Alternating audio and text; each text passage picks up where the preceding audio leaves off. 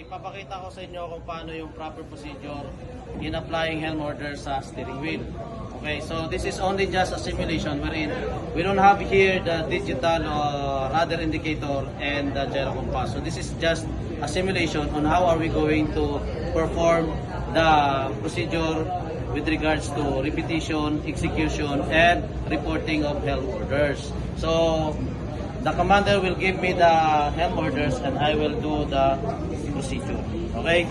Sir. Ready? 420. 420.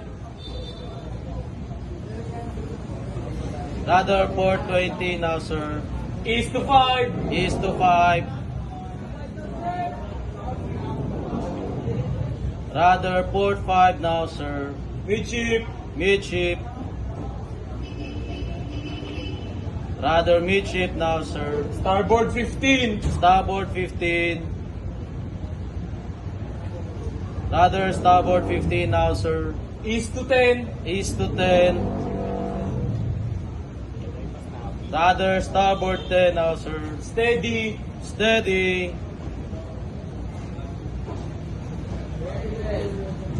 Steady on course 000 degrees. What's up mga kauwa?